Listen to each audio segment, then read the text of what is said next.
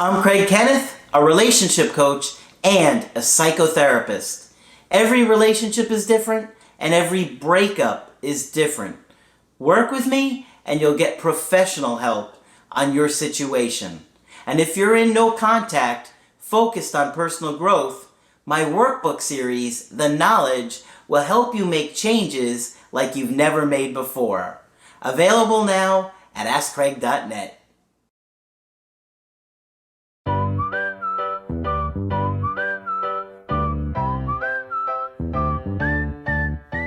Hi there, I'm Coach Craig Kenneth. I'm Coach Margaret. And I'm Coach Victoria. And today we're going to be talking about, does no contact always work? So, if you're going through a breakup, one of the things that you probably come across very early on in your searching on how to get an ex back or how to repair things with an ex is no contact. And a lot of people say a lot of different things about no contact. And there are a lot of different ideas behind it. Mm-hmm.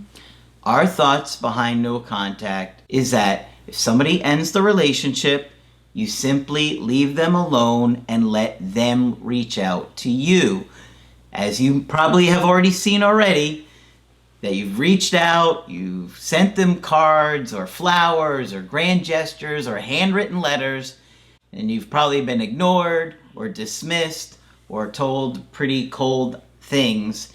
And so we see this time and time again. And so we're going to talk about no contact because people are having to make a major decision here. Mm-hmm. Am I really going to stop talking to this person when that's the last thing I want to do? And so we're going to explore, does no contact always work? So first off, we cannot guarantee that your ex is going to come back and that no contact works 100% of the time. Nobody can guarantee that for you. What we can say is as your ex's anxiety, separation anxiety increases, that's when they tend to reconsider the relationship. So that's the big point that we want to make out front, just the disclaimer, that even though we do see it work quite often, and on this channel we talk about no contact a lot, nobody can guarantee that your ex will come back. Yeah, it's true, and we would never tell you that because it's misleading.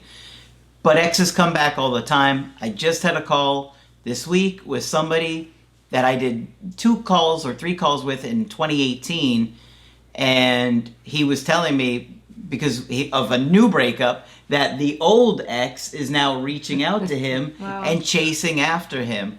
Now, he's not sure what he's going to do with that, but, you know, he was eager to tell me, you were right, this girl did come back, and now it won't stop blowing up my phone. So people come back, and they don't always come back when you want them to come back, okay? That's one of the hard things about going no contact. Absolutely. But they do come back often, and in my opinion, it is one of the most effective ways to turn a breakup around, is giving that person the space to come back to you, you know? So you have to understand that when you're dating somebody and you get into a committed relationship, you form a bond. You become attached to that person. And that's so powerful, Margaret. Yes, it is. Maybe you could talk about that. That is extremely powerful.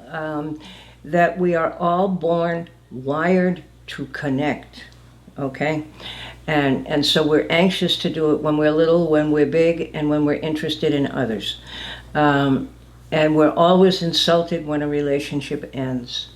And with the romantic relationships, sometimes people get into them and are very excited and happy in the beginning, but then get a little bit too close to their partner and get separation anxiety and anxiety about being swallowed up and losing themselves in the relationship, and they'll pull away with little notice.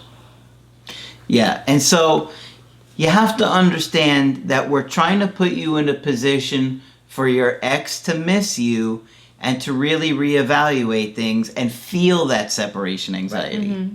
And the ironic part is, even if your ex was the one to end the relationship, they still feel the loss.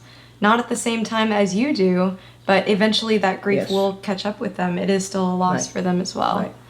So when they believe that a better relationship with you is possible, that's also when they reconsider the relationship. When they see that, wow, this person has worked on themselves, I really do think things would be different this time, then they start to think, what could a new relationship be like with this person? So no contact, it buys you time to work on yourself, and it buys you that time to really focus on the issues that you had in the relationship.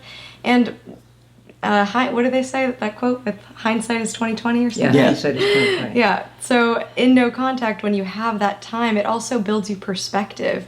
You go back and you don't look at the events in the same way, and that can be both beneficial for you and your ex. That's a good point. Yeah. You know, it's so important that you really reevaluate things, because many of you are coming to the channel and learning about all the issues that we present in the videos, like mental health and how we attach and how we have different needs in relationships.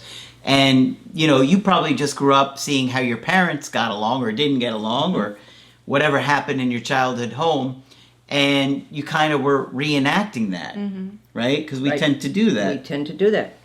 So now is an important time for you to really reflect and grow and actually learn the skills. You have to be able to implement the skills, which means you have to kind of develop that muscle that gives you emotional self-control. Emotional muscle building. Yes. When We're all you- for it. Because you're gonna be in a position where, if your ex reaches out to you and you start to be in contact again, where you have to keep emotional self-control. And that is going to be a major struggle. And somebody even just told me this week, as I was mentally prepared, but then I started contacting them again, and I was overwhelmed with anxiety. Oh, sure. And they weren't ready for the overwhelming amount of anxiety, because I really think when that anxiety comes, we kind of get into a fog-like state. Yes. You always said that, and it's, I think, a very important observation.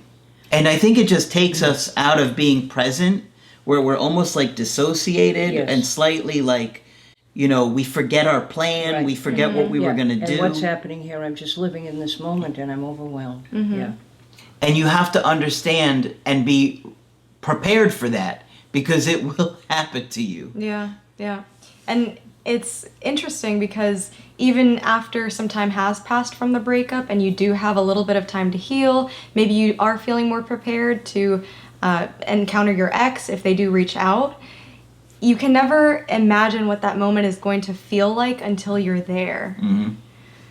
I would say it feels like, imagine if you almost got hit by a car, or imagine that something happened where you almost slipped and fell. You know how sometimes in your body you feel that overwhelming feeling that makes It's you an feel adrenaline rush. Exactly. But it's so overwhelming. You're in this state where you just don't know how to handle yourself, and you just, everything inside of you wants to vomit your feelings all over them. But can't we just talk about it? Can't we just work on this? Yeah. And it could cause you to overwhelm them. Yeah. And then when you're outside of that moment, you think, oh, you know what? I do feel prepared. I'll be fine. That moment hits, and then you realize you were not as ready as you thought. Yeah, many of you have to like double and triple your effort, truly, to be able to be in front of your ex, be present with your ex, and stay centered within yourself. Another thing to consider about no contact, and if it always works, is you have to consider the alternatives. So if they broke up with you, the ball is in their court. They have made the unilateral decision to end the relationship. And that's something that you have to accept and something that you have to respect for them. So the alternatives are you reach out to them, which would send the signal that you are available to them, and it would also reduce their anxiety. They know that they have you as a comfort there, and so they don't fear that they're going to lose you. Also, if you're trying to talk it out with them, they could be emotionally exhausted, and that's just going to send the signal that you don't respect their decisions, that you can't survive without them, and that you don't respect their need for space. Yeah. And that ability to show that you're going to be okay without them is very attractive. Yes, it is. I think that's one of the most attractive things that you can show is that, okay, I can handle this. You know, you don't want to look like they're taking care of you, or they have to be responsible for your emotional needs. It's just going to turn them off at this point. So, you know, you have to stay focused on the growth and trying to become healthy while you're in no contact and staying away from manipulative things. Okay? There are a lot of other people that will try and tell you to do manipulative behaviors. A handwritten letter, the good reminder text. Are those not manipulative? They are manipulative, and the good reminder text has come up for us several times in the past few weeks. And believe me, if we thought it would be helpful, we would tell you to Yes. do it. But more often than not, people on the calls tell us it didn't work. They just ignored me. Or say, sometimes they even get nasty. Why are you messaging me? Or, you know, I think that's great that you're doing better, but don't contact me again. Yeah. I mean, I heard that this week. But you have to respect the space they've asked for. And, you know, we know you can get really emotional. You're overwhelmed with anxiety and sadness and anger and hurt and all those things. And you might want to lash out at them. You might want to try and embarrass them publicly. Yeah. On social media, you might try and insult them. I had that happen to a guy this week. Did you? Yeah, the guy actually had to get a lawyer. Wow. Yeah, No. because he's in sales and she was publicly bashing him on Facebook to all these people that he knows, and he had to wind up getting a lawyer to say, look, you got to stop, or otherwise, you know, this is going to go to the next level. And she was like, why are you doing this? She was like, why are you doing She this? said, why are you doing this? Oh. I was like, wow. Yeah. But that goes to show you that it's more about how you do no contact rather than does no contact work. Because you could technically be in no contact and posting ridiculous things about your ex or to anger them or contacting third parties. So there's many different behaviors that get in the way of the effectiveness of no contact. One of the things we see pretty commonly is, well, we're still talking to each other on the phone every couple of weeks. And you hear this from the person who was broken up with. And what we always say is, you're relieving your ex-partner's anxiety by having contact with them. Don't do it. Yeah. It's not going to always work. We're not going to say that. We can't say that the good reminder text doesn't always fail, or that the handwritten letter doesn't always fail.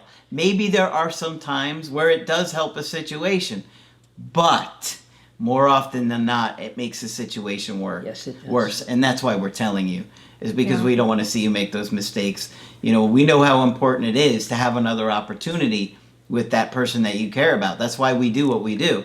Because when I was going through my breakups years ago, I didn't see any information out there like this, and a lot of it was terrible.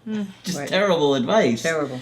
And so you make these mistakes, and, you know, then it makes your situation worse, or sometimes to the point where, you know, the small chance you had goes down to nothing. But we really believe that giving that person time and space away from you is the best decision. Okay? Because ultimately they have to choose you too. You have to choose each other. And you need to allow them the time and the space to feel the loss and to choose you again. And the more that you grow and change in this time during this no contact period, the more likely they're going to think, wow, I really think we could fix this. I didn't think we could before, but they're showing me all these changes that I didn't see in them. Yeah, we've seen no contact work time and time again. Of course, there's no guarantee, but we do believe that it's your best option for both you to help heal from the breakup and to process from it, and also from your ex to give them that space. And I know a lot of you are thinking, what if my case is the exception? We always tend to think that we're the exception and not the rule. Exception is called exception for a reason. 9 times out of 10, you are the rule. And so I know many of you are finding like the intricacies of your situation, and that's why we're here for coaching, to guide you through that. But you also have to consider that there's many other people in your position as well, and no contact, we can say across the board, Yes, is we a can. safe option. And I could say, without a shadow of a doubt, that none of us would tell you to do anything that we wouldn't do ourselves. And that is how I do my coachings with you guys. And I even tell you guys in the call, I won't tell you to do anything that I wouldn't do in your situation. And sometimes you guys will say to me, what should I do? What should I do? And I say, okay, let me think about this for a second. Because I don't like to think of it in terms of what should you do. I think if I woke up in this situation tomorrow, what would I do if I was trying to repair this? Because I know I'm going to obviously put myself in the position where I think I have the best chance, right? And so when I think of it in terms like that for you guys, it's clear to give you an answer for your situation because I just put myself in it. Yeah. And sometimes we have people say, well, I can't just do nothing. I want to fight to get my relationship back. Well, doing nothing and giving your partner space is not doing nothing. It's a very effective strategy. Yep, and we've seen it for years. So, does no contact always work? Sadly, no. But we see it work often, and more often than any of the other strategies out there. Yes. Right? Yeah. So, of course, that's why we do coaching. And if you want to get our help personally, you could go to my website, askcraig.net. I do email coaching and I do Skype. Of course, Coach Margaret is here for coaching as well. If you feel that I can be helpful, please sign up. And she is felt very helpful. I try. And of course, Coach Victoria will continue to train with us. I'll be here.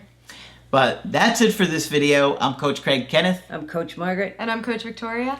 And we will talk with you soon. To get my help personally, go to askcraig.net and click on Schedule Coaching and choose the option that works best for you. I do email coaching or Skype. To schedule a coaching with Margaret, click on Margaret on the top of the page and order a Skype with her. For the Knowledge Creative Healing course, click on the link at the top of the page and click Get Started Now.